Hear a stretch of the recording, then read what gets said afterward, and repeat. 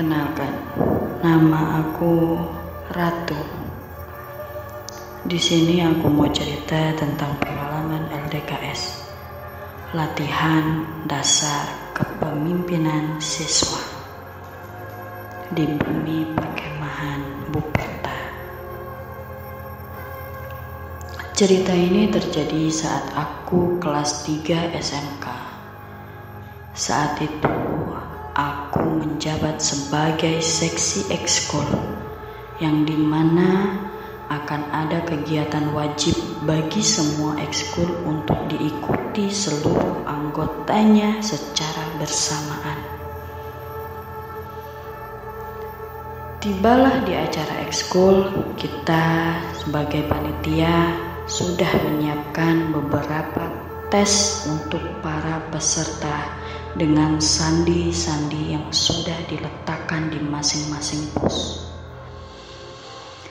Di area perkemahan ini terkenal dengan keangkeran MCK nomor 13 dan beberapa sudut di dekat danaunya yang terkenal mistis. Kita memulai kegiatan sekitar jam 10 malam. Hampir semua tim kita jeda waktu mulainya, dan singkat ceritanya kita sudah jam 1 malam.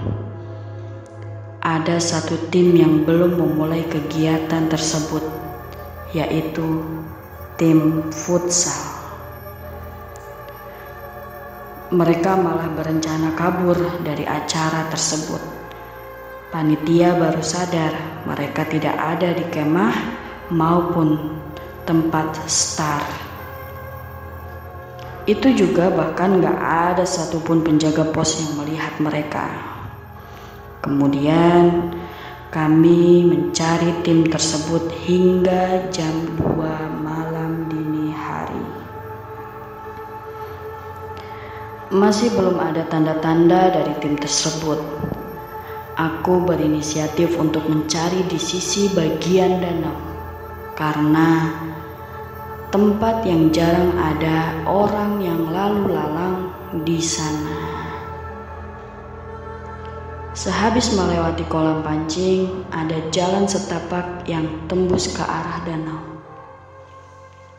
Dan di sini, di tempat ini, dari hantu perempuan berbaju pramuka hingga gadis desa yang suka muncul tiba-tiba, disinilah kejadian aneh dimulai.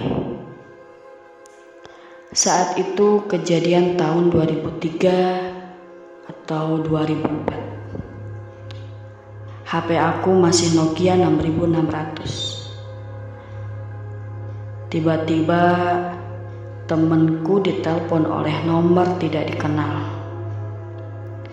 Ketika diangkat, hening, tidak ada suara. Jadi kita pikir tim yang hilang sudah kembali ke tenda. Namun ketika telepon mau dimatikan, di situ ada suara ketawa mirip kuntilanak terdengar dari HP.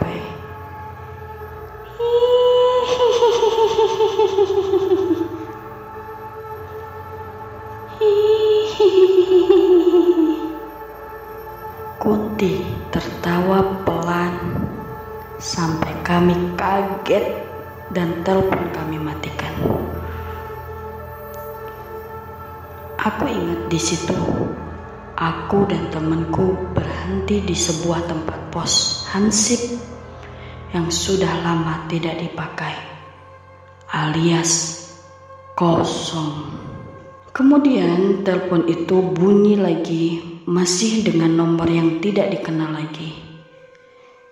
Dan langsung ditutup teleponnya sama temanku. Lalu aku bicara pakai HT pada timku yang lain agar tidak bercanda. Lalu Gak ada satupun tim yang mengaku kalau mereka adalah pelaku dari telepon tersebut. Karena saking takutnya, HP itu kami matikan dan gak berapa lama lagi HP itu berdering lagi dalam keadaan HP mati. Temanku sudah mulai panik dan langsung mencabut baterainya. Namun gak berapa lama HP itu bunyi kembali tanpa baterai. Di situ aku memutuskan untuk balik dengan menyudahi pencarian. Sesampainya di base, ternyata ada tim panitia yang diganggu makhluk halus. Di dalam satu pendopo mereka lihat ada orang dengan bekas luka bakar, dengan mata sebelah kanan udah mau jatuh di pipi, hingga mulut yang hampir rapat dengan darah dan nanah. Di sekujur tubuh benar-benar hancur wajah dan badan makhluk itu. Sampai temanku gak tahan melihatnya. Momen itu ada di dalam rekaman handycamnya.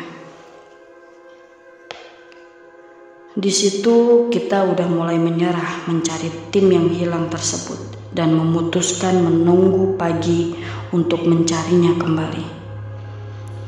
Semua tim yang ada tidak kami izinkan keluar dari area perkemahan. Akhirnya jam menuju jam 4 pagi dan ada sekitar 8 orang anggota tim futsal muncul dengan muka pucat. Mereka langsung masuk ke tenda panitia sambil gemetaran dan gak bisa cerita sedikit pun. Hanya duduk sambil tatapan kosong. Tibalah jam 7 pagi, baru ada satu orang yang mau cerita. Mereka cerita bahwa awalnya mereka memang berniat tidak ikut acara tersebut. Saat ada kesempatan mereka kabur ke arah danau. Tempat aku menerima telepon dari wanita kunti itu.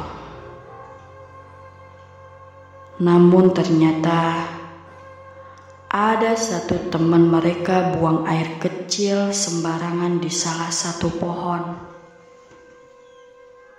Lalu saat mereka kembali jalan, mereka mengaku kalau mereka hanya berputar-putar di pohon itu saja. Kejadian mulai aneh ketika mereka lihat MCK 13 yang infonya MCK ini sudah dirobohkan sejak lama.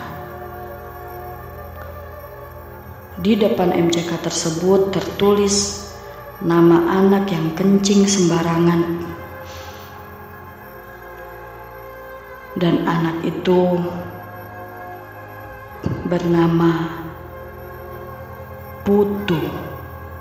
Lalu mereka panik dan langsung lari. Namun mereka merasa bahwa mereka hanya lari di situ-situ saja. Gak terlihat apapun di sekitar, hanya jalan setapak dan lapangan kosong di kanan dan kiri mereka.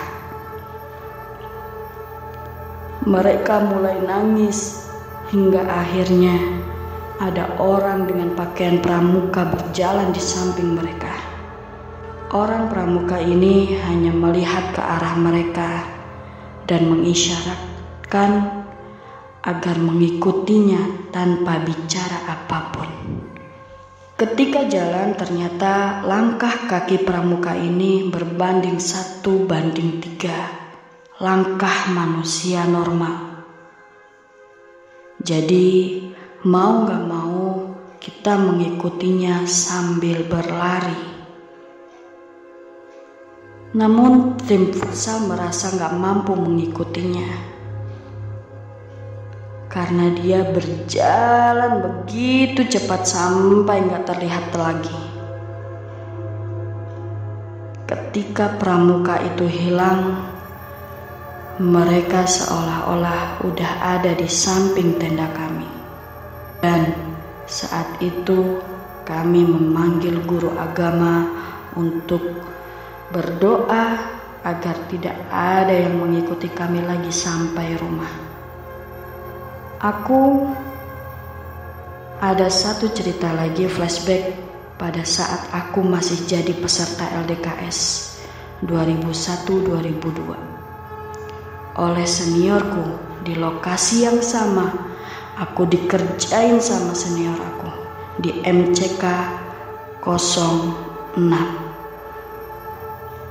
di mana senior aku itu memakai baju menyerupai pocong dan muncul tiba-tiba. Aku di dalam malah lebih takut melihat apa yang di belakangnya, karena ada sesosok asli yang mengintip di balik tembok. Dengan panik, kita semua lari keluar dari MCK menuju tenda dengan gak mau keluar dari tenda.